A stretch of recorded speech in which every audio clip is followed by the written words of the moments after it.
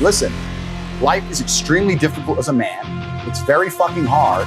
There is no way I can tell you to win unless you're a top tier man. I can't sit here and give you a cheat code that allows you to stay a loser and win. I can only tell you what I've done. I became extremely wealthy. I became extremely capable, became extremely smart. I developed a vast network of individuals who nobody wants to mess with.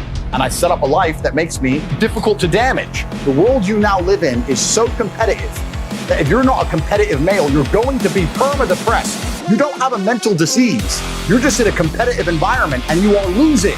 You need to become a competitive person. There's no easy way. It's going to be hard. It's going to suck.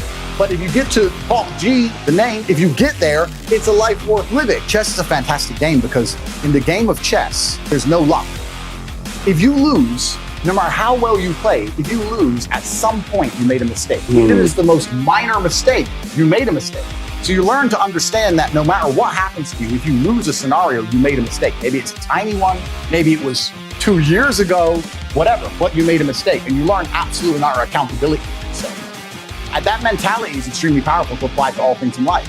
So I take the good with the bad. I take all responsibility for absolutely everything, including if a woman leaves me, if a woman stays, if I end up heartbroken, if I end up filled with rage, I take responsibility for that. Something happens to me that makes me enraged. I will take responsibility. Why has this happened to me? Why do I feel this way? How did I end up in this position? Is this healthy in this scenario? And sometimes it is. I've had scenarios in my life where I was prepared to die to protect somebody else, and I was enraged and it was healthy. I've also had times where I'm in a room by myself, enraged, sitting there going, this is no good for anybody. I need to just calm the fuck down. So emotions are feedback, but stoicism is the ability to process them. And that's what you need to learn as a man. You're never gonna be able to turn them off.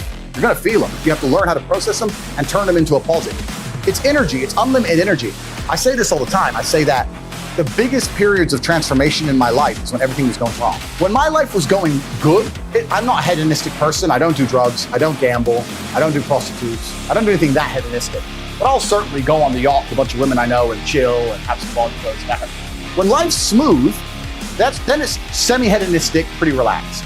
But when I make my biggest progress, when I really change who I am and change the world, that's when everything's fucked. When things go wrong, or I'm feeling things I don't want to feel, or bad things are happening, that's when I'm like, okay, I currently cannot sleep. I've completed the day's tasks. I've tried to go to bed. I can't sleep. More shit hasn't.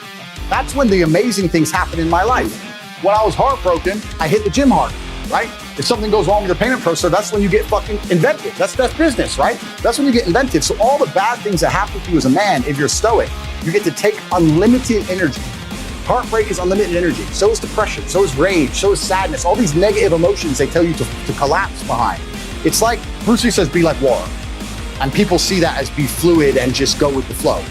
I disagree. If you're like water, you are necessary for life. You are scary when you're enraged. You're powerful. You're beautiful when you're calm. You're so many things when you're like water, right? So if I'm enraged, it's like water behind a dam. You just got to put the dam in place. And you got to get the turbo, the hydroelectrics, but then don't tsunami your life. Put the energy somewhere. And this is the most beautiful thing about it, because people message me all the time like, oh, but Tate, you don't know how sad I feel. No, it's incorrect. I know exactly how sad you feel. The difference is I used it. And you're sitting here still crying, some random guy on email for the fucking third month in a row. That's the difference between you and me, my friend. I was becoming a world champion kickboxer. People often talk about depression and say I don't understand it. I will say, listen, there's been times in my life where I was fully functional as an adult. I would never label myself depressed because I don't believe in the idea of labeling myself in the negative, because I don't believe in things that take power from me. But there's been times in my life where I didn't give a fuck if I lived or died. There's been times in my life where I went to fight a man for money, and I didn't give a shit if I lost and even woke up again. Didn't give a fuck. I had nothing worth living for. I was brokey, didn't have a girlfriend, didn't have any fucking money. Got a 2-day call to fight some world champion. Had to lose 10 kilos in 2 days. Had nothing else going for me.